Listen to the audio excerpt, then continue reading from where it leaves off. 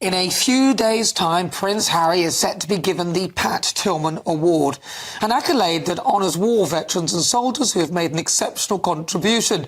Pat Tillman was an NFL football player who gave it all up to serve his country, only to be killed by friendly fire. He gave his all for his country and was an incredible example of service. Prince Harry, whilst he did serve, has been embroiled in a divisive campaign against the British press and a vendetta against his family, which, as we all know, has taken the form of interviews, documentaries and his tell-all memoir, Spare, where he attacked his family and gave out his kill count, something that is a no-no in military circles and arguably compromised his comrades and his own family security. The latter is apparently fighting towards. So why do that? Pat Tillman's mother is not happy with Harry being chosen as the recipient for this. She called him a controversial figure and stated that there were far more worthy potential winners who do not have the profile, so go under the radar, their contribution ignored. There's even a petition against Prince Harry which has reached over 50,000 signatures. Why would you ask Harry? Harry, why would he want to be part of something like this when it's clear he's not welcome? The reason? Well, apparently a royal expert has accused Meghan Markle of treating her life in Montecito, California like a prom event. She's been bizarrely accused of setting up events that she and Prince Harry can attend together. The most recent was the ESPY Awards on July the 11th, where Harry's expected to be handed the Pat Tillman Award. So we should watch this space to see what happens there. But back in the UK, Prince Anne is on the mend after a rather freak accident, which we haven't got to the bottom of what actually happened. And there are hopes that we may see Kate Middleton at Wimbledon. She may present the trophies at Wimbledon if her health allows her, following her recent return to public life after revealing that she's undergoing cancer treatment. So joining me now for more is Lady Victoria Harvey. Lady Victoria, what do you think the odds are that Kate will be giving out a trophy potentially at Wimbledon? You know, I think it's probably like a 50-50 chance. I think that, you know, with Trooping the Colour, it was very last minute that suddenly she would appear on Trooping of the Colour. So I think it'll just be like how she feels that day or the night before.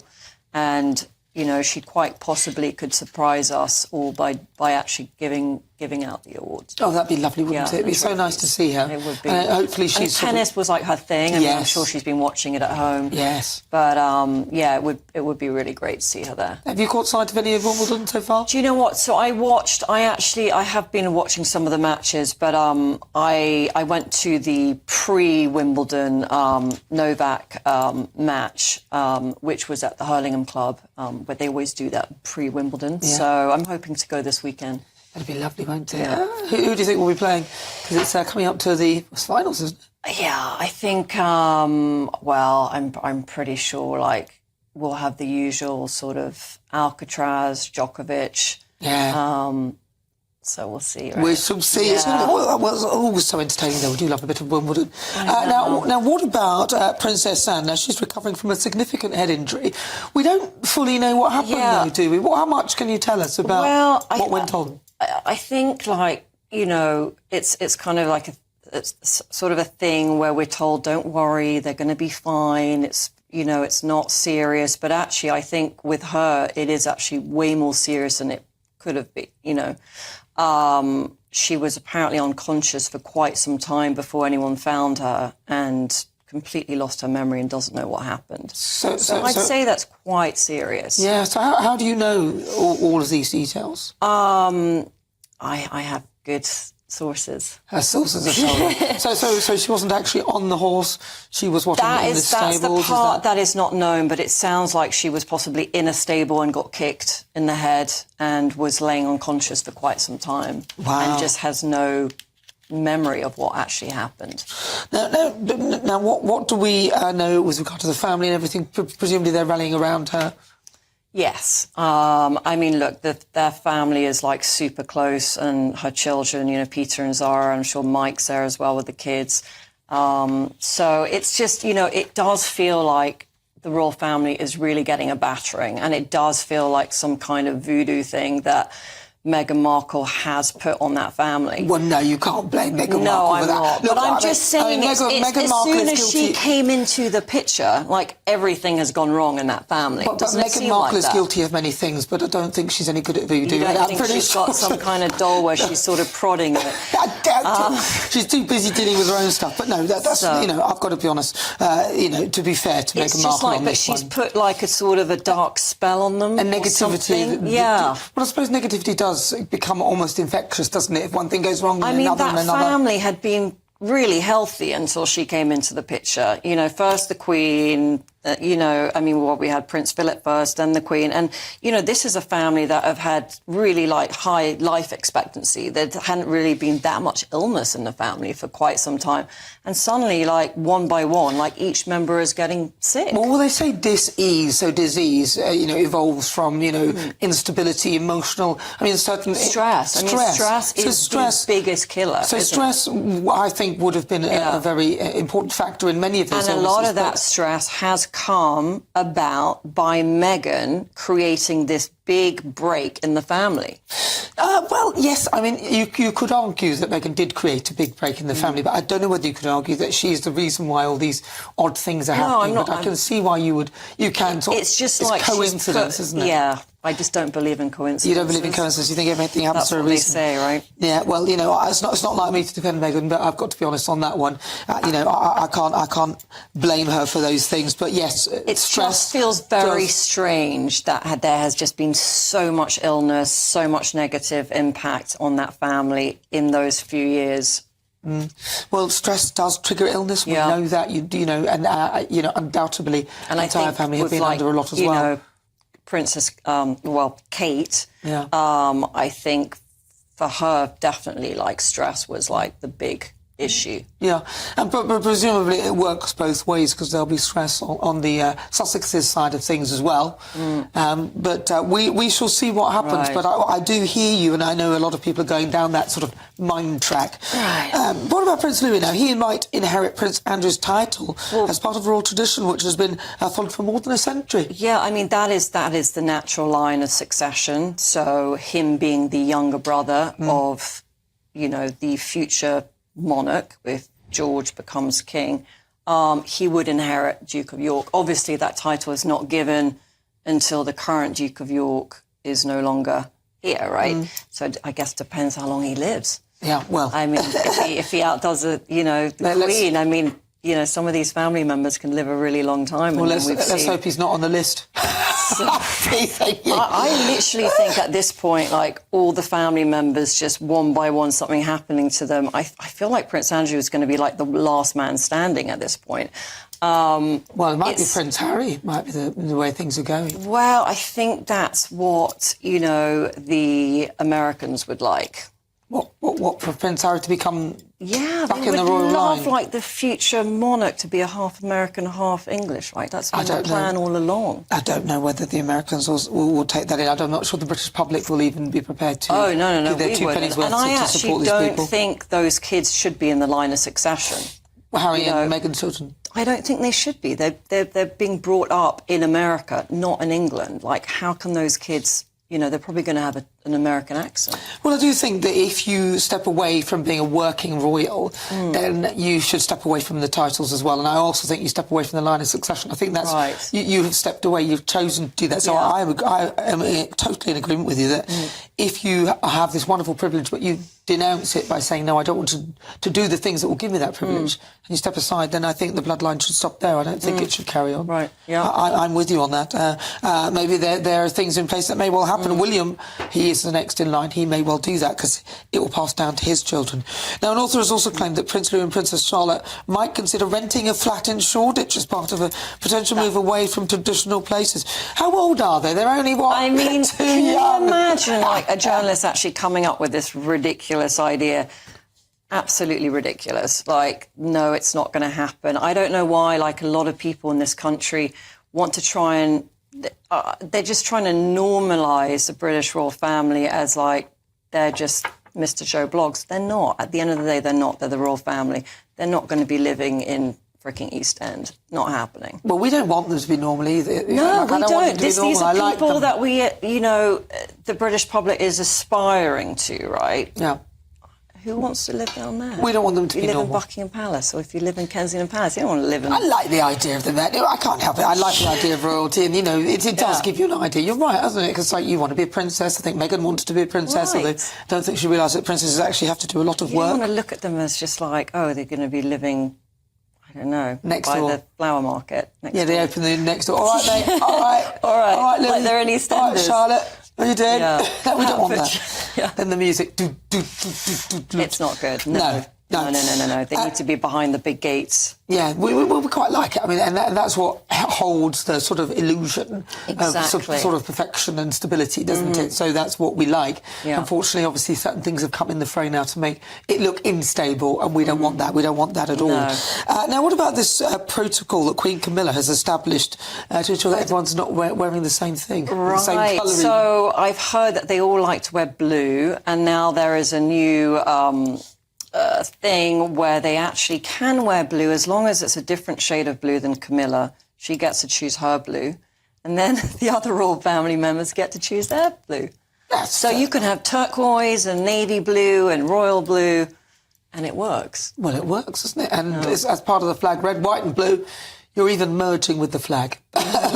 Lady Victoria Harvey, thank you very much. Really good to talk to you. Thank you.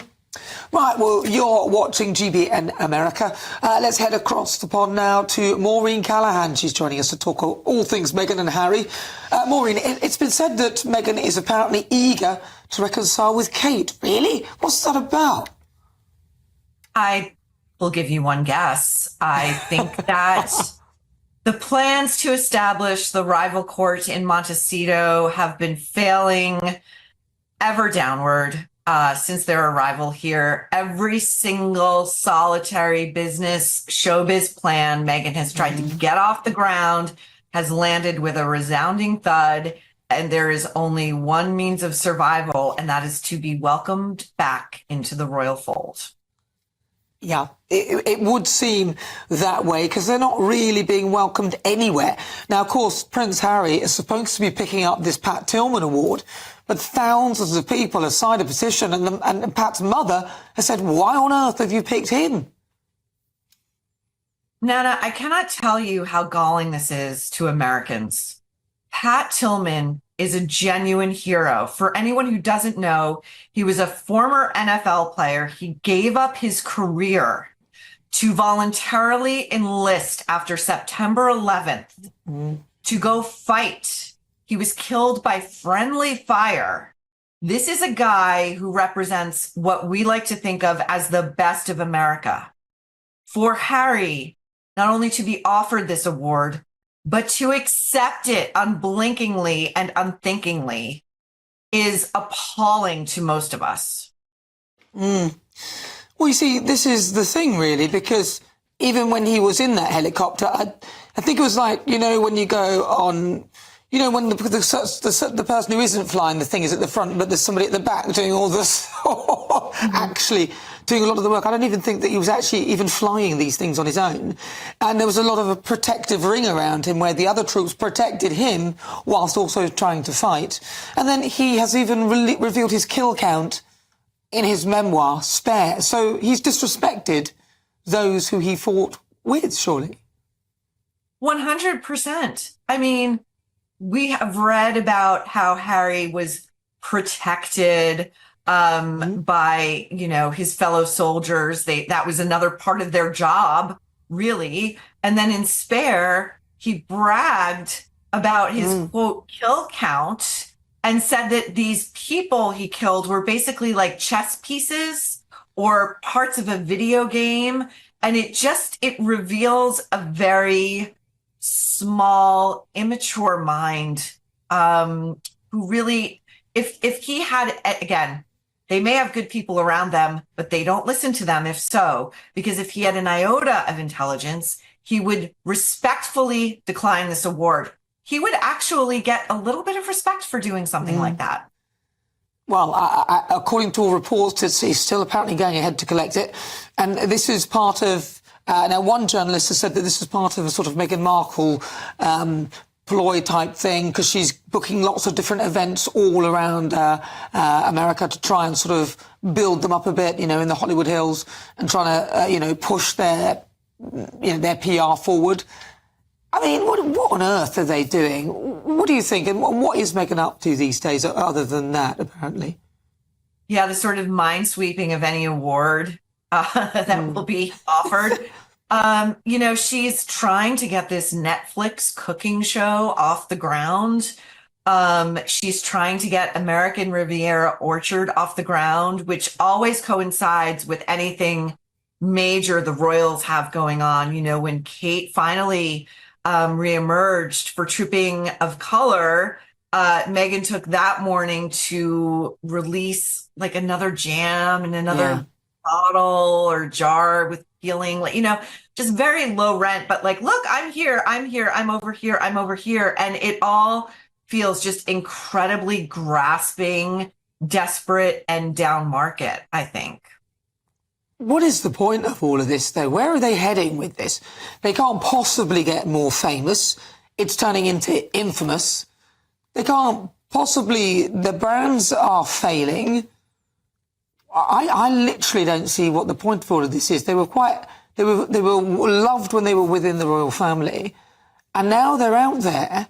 What is the general vibe now with the American people? Because there are still some people clinging on, saying how amazing Meghan Markle is and Prince Harry. Not in America. Here, they're laughing stocks. They're covered in American tabloids constantly because it's an incredible story of self-inflicted wound after self-inflicted wound. When you compare these two with the sort of the bravery, the courage, the dignity of William and Kate, especially in this very trying time for Kate and King Charles. And these two are over here, panhandling, looking for any sort of spotlight, no matter how cheaply it comes. And it all feels very sad and gross. And when we see Harry accept this award, it's going to be another self-inflicted wound. Surely they should listen to what they're hearing. I mean, there are 50,000 people who signed a petition angry at the fact that he's prepared to pick up this award. You would think that he might have a think about that and go, maybe I should step back.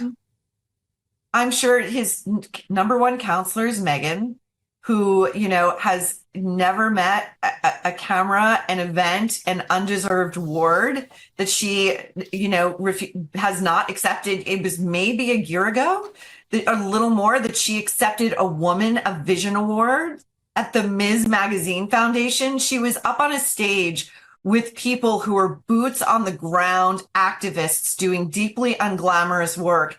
And she had the temerity to get up there and lecture them all about how lucky they were to be in her presence. And, gobbledygook, word salad, I read Ms. at age 12, blah, blah, blah. Thank you for this. Exit left through, a rental car office. It's almost pure camp at this point. I know, but they got that award, didn't they? The Raspberry Ripple Award, I think it was, for racism and expunging racism from the royal family or whatever. And then Prince Harry was interviewed by Tom Bradbury's an interviewer here in the UK on ITV. Mm-hmm. And when he suggested that, about the racism, Prince Harry said, racism, nobody I know in my family is racist. It's like, so what have we been witnessing over the last sort of 3 years or so, especially whilst the Queen was ill? Right, Nana. Remember, they never said the royal family was racist. No, it was we in the media who said it. Our fault. It's always somebody else's fault.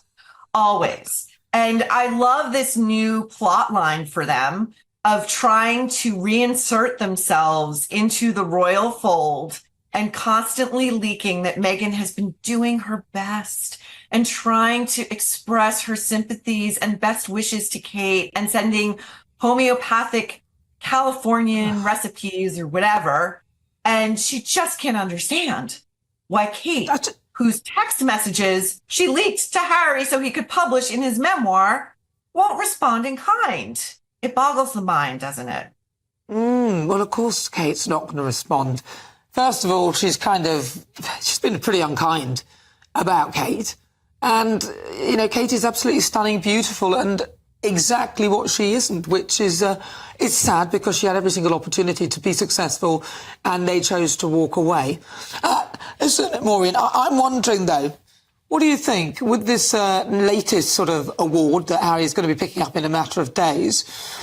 Do you think that, again, we're going to be seeing people like South Park or people like that taking the rip out of them? Oh, 100%. I would not be surprised if he is greeted with a chorus of boos. There is nothing Americans disdain more than stolen valor. That's what this feels like. It feels like stolen valor.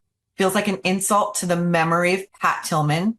When Pat Tillman's own mother comes out and says, I am flabbergasted and disgusted in sum and substance, you've got a public relations problem. You've got a crisis.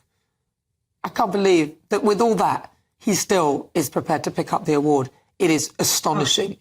He's so thick. He's so thick. Well, he would probably argue that he's done his service and that he is representative of, I don't know, what is he representative of? I don't really know, actually, to be honest. I'm struggling to work out what he is. Listen, Maureen, it's always a pleasure to talk to you. Thank you so much for joining me. That is, of course, Maureen Callahan. She is a fabulous host and she also talks a lot of sense. Don't you think? Right, well, this is GBN America. I'm Nana Acquer. For more information, go to gbnews.com/America.